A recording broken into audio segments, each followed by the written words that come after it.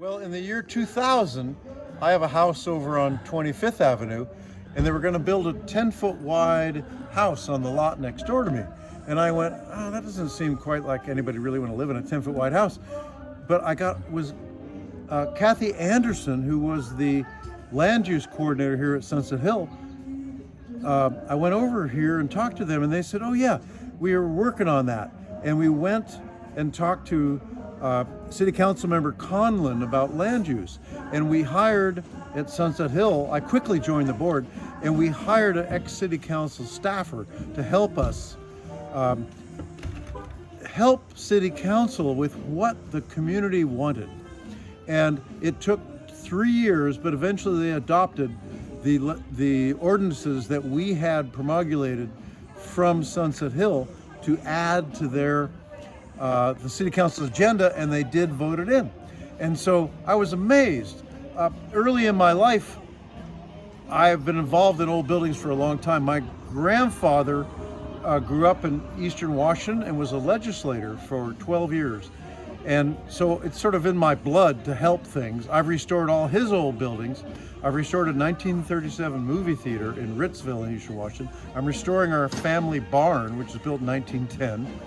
And since I only lived a few blocks away, I joined the board. I became the head of the building committee.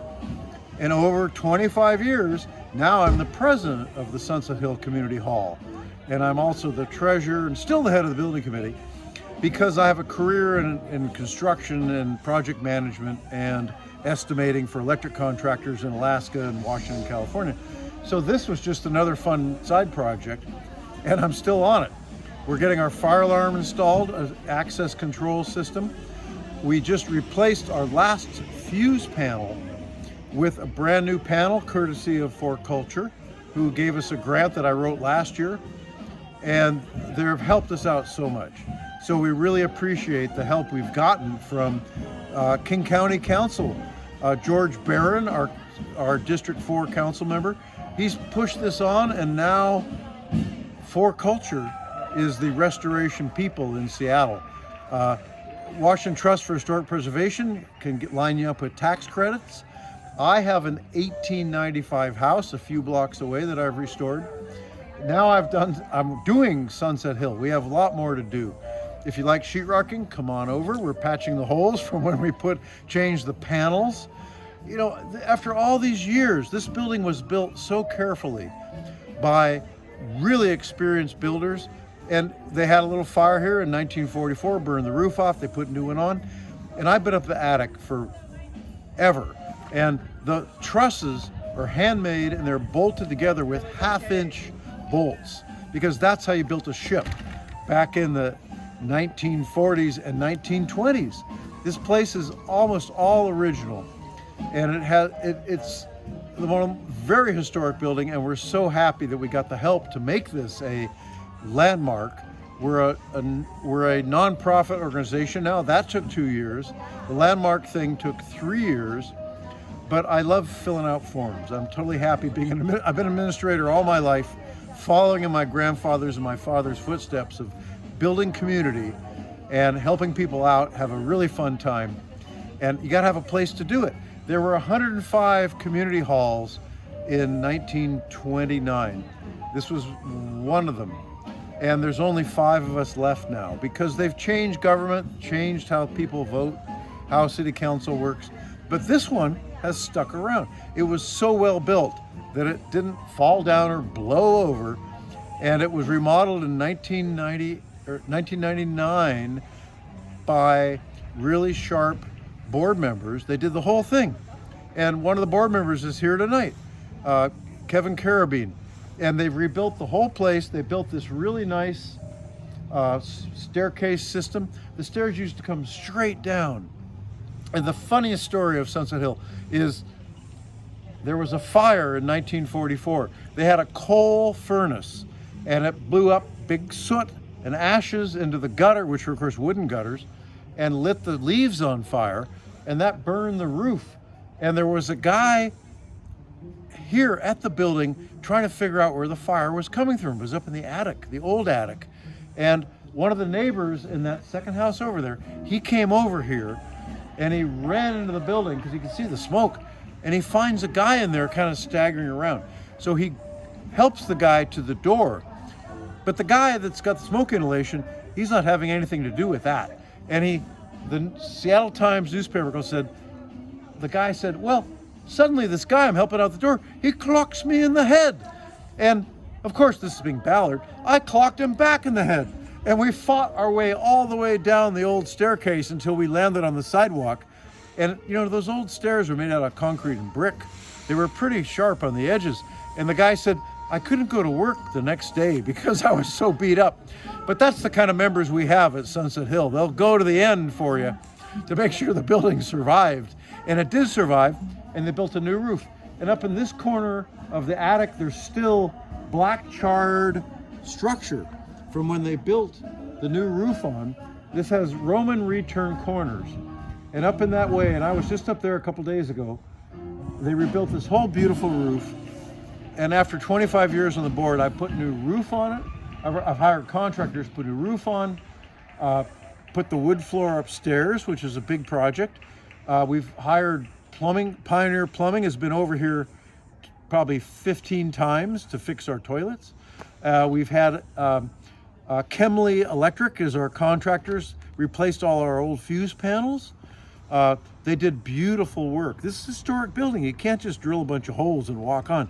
They were very, very careful. And we did everything so you can't tell that we now have a fire alarm system. So we've made so much progress in the last 25 years. We've had great boards of talented people, and we've had really good members. You know, after COVID, we only had 17 members, but we built it back up to 135 members, and we probably got another 20 members tonight because people want to hang out with other people. You know, you can build community by inviting everybody. All our events are free, no cost. Give us $20, that's great, but still anybody's welcome to come. And we have a Halloween party. We have a spring barbecue. We have the open mic once a month on the third Friday of the month. We have family movie night on the fourth Friday of the month. And all of this is all made possible by great members that have bought us movie permits. You know, you gotta have a permit. I have a movie theater that I restored in Eastern Washington, and they pay $250 a weekend for a permit to show movies to maybe 60 people.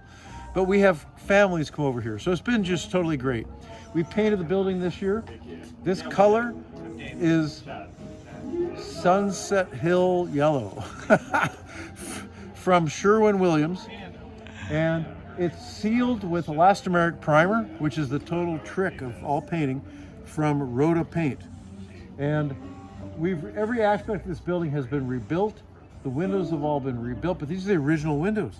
And our architect, Skip Satterwhite, came along and he designed this whole new stair system. You've got to admit, it's a lot safer. There's a nice ramp. We've got an elevator. So if you're on a wheelchair or whatever, come on in. No matter how old you are, we'll send you to the stars, which of course is only 2 floors, right? So it's not much, but we've got a nice elevator, and we've got a beautiful building, and it's going to last forever. We've done tons of work on it over the years, and we're going to continue to keep working on it. Thanks to all our members and friends that are very skilled. Not only we have builders on our board, but we also have CPAs and community builders. It's all about building community, because you can't rely on Facebook for journalism. They're not journalists. You can't rely on information that you get most of the time, but you can rely on talking to your friends, and you can rely on your neighborhood, and just talking to each other is so great. You know, what did they do before the internet? Well, they had television. What did they do before TV? They listened to the radio. Oh, what did they do before the radio? They talked to each other, and they played music. We have banjo players, we got guitar players. You know, we have all these wonderful pictures. There were all these family bands in the 20s. We have pictures of all those, and we're gonna have a book out here pretty soon. And give us a donation, we'll give you a book. Because this is one of the most historic buildings in all of Ballard. Although the Space Needle is pretty nice, it looks a little spindly, you know. If there's an earthquake, we're only 2 stories. We're kind of low key here. We will survive anything. We've been here we've been here 96 years. And we formed in 1922.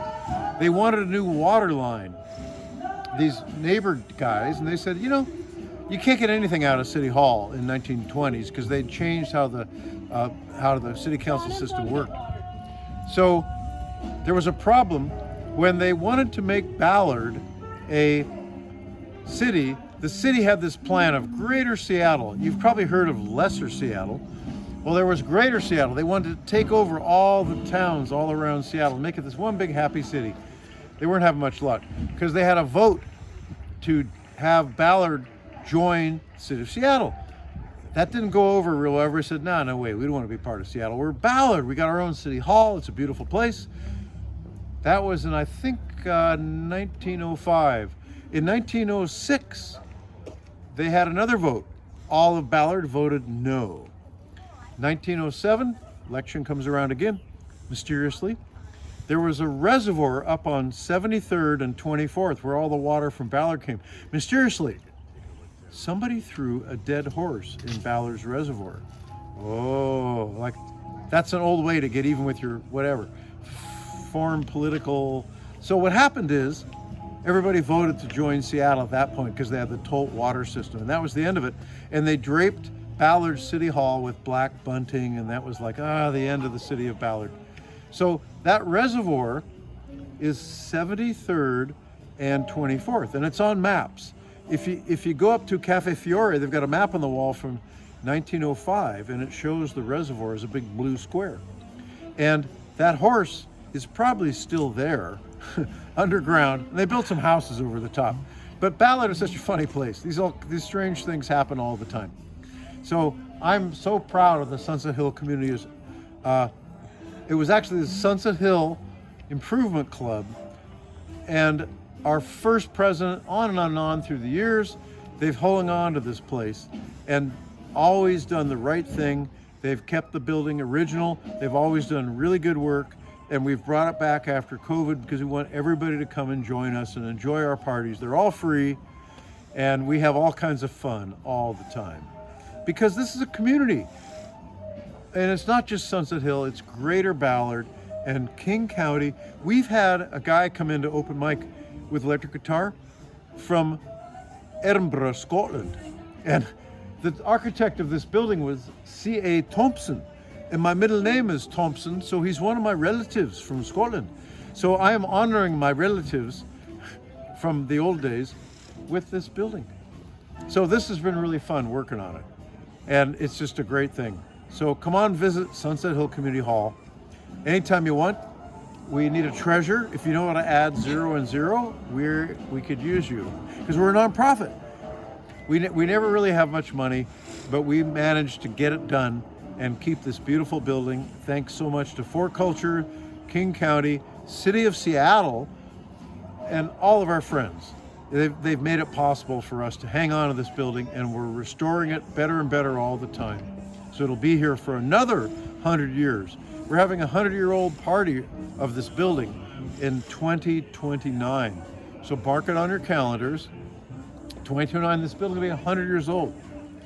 And if anything is historic after 25 years, so your house is probably historic, especially if you're famous and live in it. And if you become a member, you are famous too because you're a member of our community hall when we reformed to become a nonprofit. So you're famous, and that makes your house famous. And they just want you to keep the outside historic. You can do anything you want on the inside.